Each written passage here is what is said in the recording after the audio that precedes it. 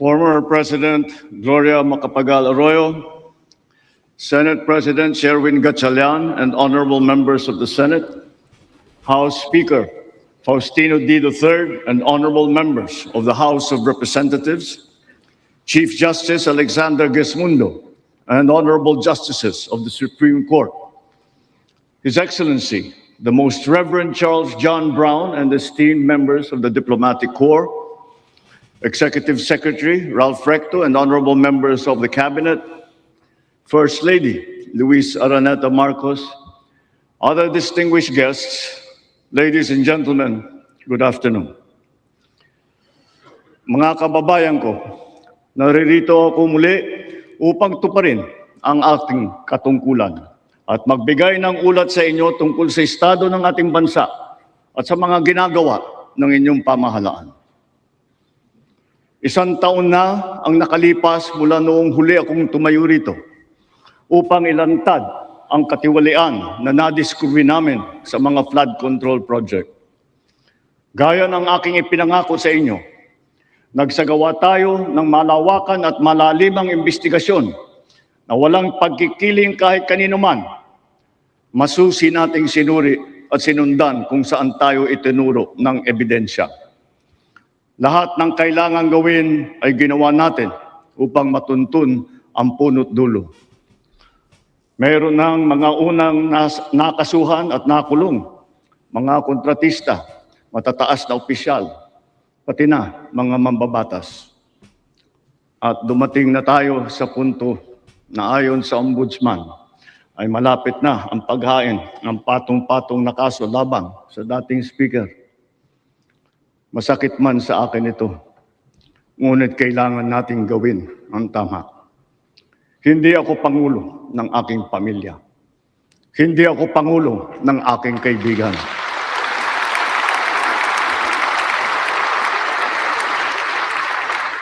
Ako ay pangulo ng Pilipinas at ang tungkulin ko ay sa inyo, ang aking mga kapwa Pilipino.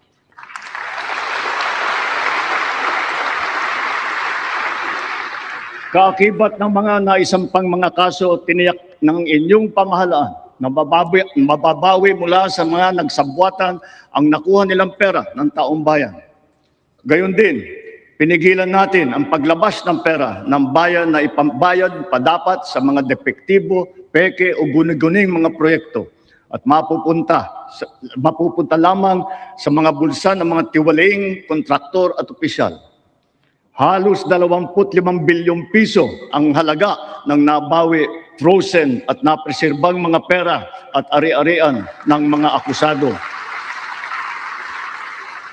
Ang mahigit 800 milyong piso dito ay agad nating nabalik sa Treasury. Lahat ng mababawi mula sa mga sangkot na tiwali ay agad ibabalik sa kaban ng bayan. Ipinapaubaya na natin ang pag-uusig sa Ombudsman at sa ating mga pinalakas na National Prosecution Service. Nananalig din tayo sa makatarungang hatol ng hukuman. Makakaasa kayo na ang gulong ng hustisya ay tumatakbo.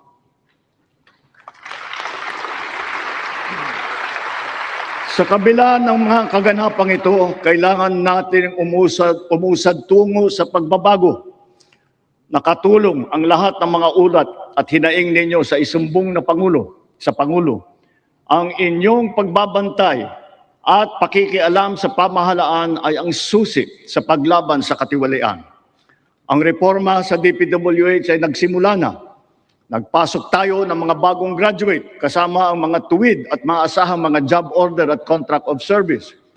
Bukod sa mga flood control project, lahat ng mga proyekto ay sinuri at tiniyak na talagang kinakailangan at maayos mula sa plano, presyo hanggang pagpapatupad. Para walang overpricing, sinigurado natin na ang mga materyales ay ayon sa presyo sa merkado. Bantay sarado ang bawat proyekto at ang nakalaang pondo sa transparency portal, integrity chain at katuwang na ang mga civil society organization.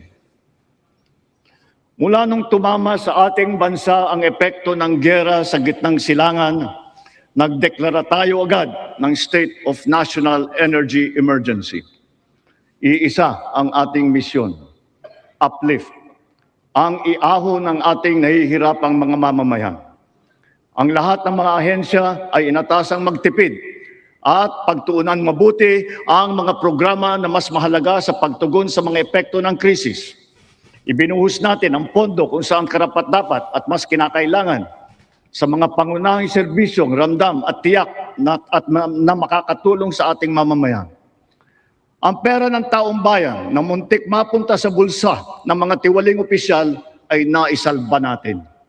At sa halip na magamit natin ay nagamit natin sa mabuti at para sa tunay na kapakanan ng mamamayan.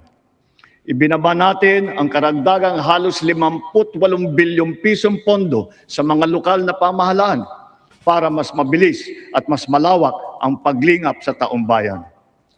Mataas ang tiwala at kumpiyansa natin sa mga lokal na pamahalaan. Ito ay paghahanda na rin para sa mas marami at mas malawak na serbisyo para sa kanilang mga nasasakupan. Nagsimula tayo doon sa mga direktang naapektuhan ng kaguluhan. Ang pagsaklolo sa ating mga kababayang OFW na naipit sa digmaan. Mahalagang misyon ito ng pamahalaan. Gayong lagpas 2.2 milyong Pilipino ay naghahanap buhay sa Middle East. Simula nung naputok ang gera, mahigit 12,000 kababayan natin ang ating naiuwi sa bansa na ligtas. Mahigit 140,000 OFW naman ang ating nabigyan ng sari-saring tulong sa gitna ng kaguluhan sa Middle East. Tulad ng pagkain, tulong pinansyal, pagpapagamot at masisilungan. Pag-uwi sa Pilipinas, sila ay ating tinulungan upang makapagsimula muli sa pagpahanap buhay sa pamamagitan ng Action Fund at OWA Kabuhayan Program. Ang iba naman ay nilapit natin sa peso o kaya'y sinama natin sa bayanihan para sa balikbayang manggagawa job fair. Samantalang ang iba ay tinulungan natin makapaghanap buhay muli sa ibang bansa. Bukod sa kanila, ang mga magbabalik natin mga gurong OFW ay papasok na sa mga public school natin kung saan sila ay higit na kinakailangan. Dahil dito sa Pilipinas, sila ang ma'am at saka ang sir. Patuloy ang ating ugnayan sa iba't ibang bansa at ang suporta natin sa mga OFW para sa kanilang kaligtasan. Lalo na at may mga kababayan tayong nasawi o hanggang ngayon ay nawawala sa Middle East. Pangalawa, bunga ng ating magandang ugnayan sa iba't ibang bansa. Natiyak nating sapat ang supply ng langis para sa ating pangangailangan. Sa kabila ng pagsara ng Strait of Hormuz ay nagawa natin makabili at makapag-angkat mula sa ibang pagkukunang bansa tulad ng Japan, South Korea, Oman, India, maging sa Russia, pati na sa China. Dahil sa mga ito, natiyak natin na sapat ang supply ng bansa na tatagal hanggang halos 2 buwan. Nakipag-usap din tayo sa Iran para sa kaligtasan ng ating libo-libong mga kababayang tripulante na nasa Strait of Hormuz. Sa kooperasyon ng ating mga kumpanya ng langis, hindi naging biglaan ang pagtaas ng presyo ng petrolyo, kundi paunti-unti sa loob ng 1 linggo. Ito ay para naman maging magaan sa ating nahihirapang mga consumer. Nagtakda rin tayo ng sunod-sunod at malalaking mga price rollback na kailangan tuparin ng mga kumpanya ng langis. Sa tulong ng batas na naipasa ng Kongreso, agad din natin nasuspindi ng 3 buwan ang pagpataw ng excise tax sa LPG at saka sa kerosene. Bukod dito, agad din natin nilimitahan ang pagtaas ng presyo na inaangkat nating bigas. Inaresto at kinasuhan din natin ang mga nahuling nagsasamantala sa kabila ng pagdurusa ng taong bayan habang may state of energy emergency. Lahat ng posibleng gawin para mababa ang presyo at mapabagal ang pagtaas nito, ginawa natin. Marami ang naapektuhan o kaya nawalan ng trabaho sa panahong ito. Kaya tuloy-tuloy ang pagsasagawa natin ng mga job fair sa buong bansa. Nitong Mayo 1, araw ng paggawa at kasagsagan ng mataas na presyo ng krudo, Nagsagawa tayo ng halos 100 job fair kung saan halos 300,000 trabaho ay pinagbigay alam natin sa publiko. Sa isang araw ng job fair na ito, lagpas 6,000 Pilipino ang hired on the spot. Dito rin natin ipinamahagi ang mga sweldo para sa mahigit 100,000 benepisyaryo at nagtatrabaho sa ilalim ng dilip at tupad ng DOLE. Kumilos agad tayo upang pigilan ang mabilis na pagtaas ng presyo ng bilihin. Hinikayat ang mga bangko at e-wallet na magbawas ng kanilang karaniwang singil sa bawat transaksyon na online. Kaya ngayon, maraming bangko at e-wallet na nagbaba o nagtanggal ng kanilang sinisingil sa online transaction fee. Upang makaluwag din sa mamamayan, nagbigay ang mga bangko ng hanggang 6 na buwang palugit sa pagbabayad ng utang at hanggang 1 taon naman kung ang utang ay ginamit para sa agrikultura.